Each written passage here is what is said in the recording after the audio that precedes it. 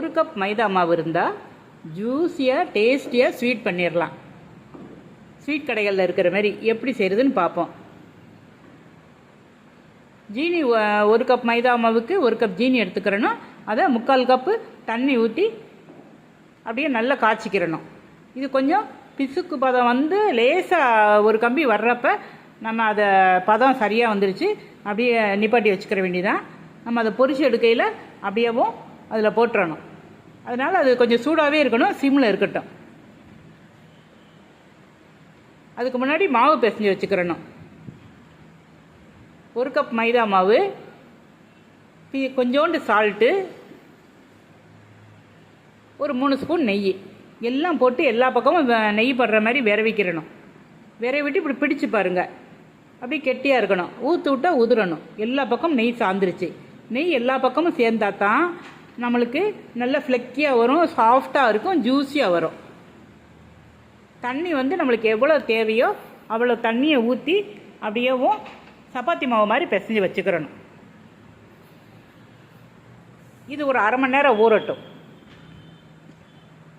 1/2 மணி நேரம் ஊறுனா இன்னும் கொஞ்சம் லூஸ் ஆகும் மாவு. டைட்டாக வைக்கிற மாவு நேரம் ஆக ஆக மைதா மாவு மட்டும் நல்லா லூஸ் ஆகும். இதை எடுத்து நல்லா பெரட்டி சுருட்டி விட்டு நல்லா பிசைஞ்சிக்கிட்டு அதுக்கப்புறம் அப்படியே நீளமாக திரட்டிக்கிறணும். நீளமாக திரட்டிக்கிட்டு பீஸ் போட்டுற வேண்டியதான். இந்த ஒரு கப் மைதா மாவுக்கு எனக்கு 6 பீஸ் வந்திருக்கு. இந்த 6 பீஸை நம்ம வந்து அப்படியே சப்பாத்தி மாவு மாதிரி எவ்வளோ நைஸாக தேய்க்க முடியுமோ தேய்ச்சிக்கிறணும். பீஸ் போட்டது பிறகு இதை வந்து அப்படியே சுருட்டி விட்டுக்கிறணும். திருப்பியும் பெரட்டி சுருட்டி விட்டுக்கிட்டோம்னாக்கோ நம்மளுக்கு தேய்க்கிறப்ப எங்கேயுமே ஒரு விரிசலோ எதுவுமோ இல்லாமல் நீட்டாக வரும்.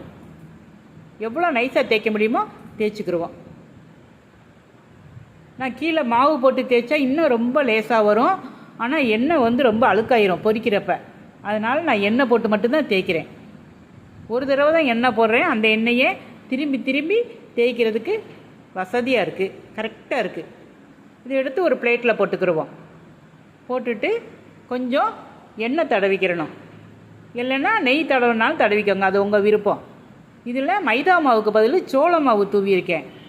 சோள மாவு தூவினோம்னாக்கும் நம்ம எந்த மாவு போடுறோமோ எதில் தேய்க்கிறோமோ அந்த மாவில் வந்து அப்படியே பிளெண்ட் ஆகி ஒன்றாயிரும். இதே மைதா மாவு போட்டிங்கன்னா எண்ணெய் கருப்பாயிரும். அந்த எண்ணெயை திருப்பி வந்து நம்ம அடுத்த நாள் யூஸ் பண்ணுறப்ப கொஞ்சம் கஷ்டமாக இருக்கும் நமக்கு. அதனால் இப்படி 6 லேயரும் 6 சப்பாத்தியாக தேய்ச்சிக்கோங்க. தேய்ச்சிட்டு மேலே அப்படியேவும் எண்ணெயும் சோளமாவும் போட்டுக்கோங்க. போட்டுட்டு மேலே கடைசி லேயர் போடையில் நம்ம என்ன பண்ணிக்கிறணும், அதுலேயும் எண்ணெயும் அப்ளை பண்ணிக்கிறணும், மாவும் அப்ளை பண்ணிக்கிறணும். அப்போ தான் அந்த மாவை அப்படியே சுருட்டி நம்ம எடுக்கையில் அதுலேயும் நம்மளுக்கு லேயர் நல்லா வரும். இல்லைன்னா மேலே இருக்க லேயர் அப்படியே முழுசாக ஒட்டி போயிடும்.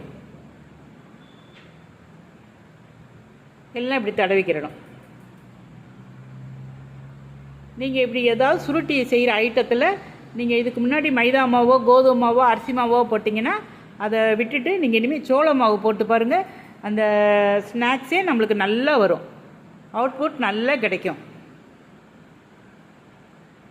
இதை அப்படியே எடுத்து மெதுவாக சுருட்டிக்கிற வேண்டியதான். ரொம்ப டைட்டாக சுருட்டணும், ரொம்ப லூஸாக சுருட்டிடக்கூடாது. லூஸாக சுருட்டிட்டோம்னா நம்மளுக்கு அந்த ரவுண்டாக லேயராக வர்றது நல்லா கிடைக்காது. அப்படியே மெதுவாக எவ்வளோ நைஸாக சுருட்ட முடியுமோ அவ்வளோ நைஸாக சுருட்டிக்கோங்க. இது இன்னும் உங்களுக்கு பெருசாக வேணும்னா 6 லேயரையும் போட்டு ஒரு தேய்ச்சிட்டு அதுக்கப்புறம் கூட நம்ம வந்து இப்படி உருட்டிக்கிடலாம். இது கரெக்டாக இருந்துச்சு எனக்கு, அதனால் அப்படியேவும் உருட்டிக்கிட்டேன். அந்த பீஸ் போட்டதை வந்து ஒரு 14 பீஸ் வந்திருக்கு. அந்த பீஸை அப்படியேவும் நான் கையில் லேசாக சமப்படுத்தி தட்டி விட்டுக்கிட்டேன். நைஸாக தட்டினா கூட போதும், கொஞ்சம் பெருசாக தட்டினாலும் தட்டலாம். இது நல்லா எண்ணெயை ஹீட் பண்ணிடுங்க. எண்ணெயை ஹீட் பண்ணிவிட்டு எண்ணெய் நல்லா காஞ்சதுக்கு அப்புறம் கொஞ்சம் மீடியம் ஃப்ளேம் கொண்டு வந்து போடுங்க. போட்டோன்னா அது அப்படியேவும் ஓரளவுக்கு பூரி மாரி நல்ல உப்பும் எல்லா லேயரும் நல்ல விசிபிளாக தெரியும் நம்மளுக்கு. அந்த அளவுக்கு அது நல்ல கோல்டு கலர் ஆகணும். கோல்டு கலர் ஆனால் தான் நம்ம சாப்பிடையில் முறுமுறுன்னு இருக்கும், ஜூஸியாகவும் இருக்கும், டேஸ்ட்டாகவும் இருக்கும். எண்ணெயை ஒரு பாத்திரத்தில் போட்டு வடிய விட்ட பிறகு எடுத்து நம்ம 2-3 அப்படியேவும் அந்த கொதிக்கிற ஜீராவில் போட்டு அப்படியே எடுத்துக்கிறணும். ஜீரா சீக்கிரம் அப்படியே கெட்டிப்படாமல் இருக்கிறதுக்கு நீங்கள் லெமன் புளியனாலும் புளிஞ்சிக்கிறலாம். நான் கரெக்டான நேரத்தில் உடனே எல்லாத்தையும் செஞ்சு எடுத்துகிட்டு மேலே நம்மகிட்ட இருக்க நட்ஸ் ஏதாவது தூவிக்கிறலாம். அப்படியே பிச்சு பார்த்தா ஜூஸியாக நல்லா இருக்குது பாருங்கள். இது போல் நீங்களும் செஞ்சு பிள்ளைங்களுக்கு கொடுங்க, சந்தோஷமாக சாப்பிடுவாங்க.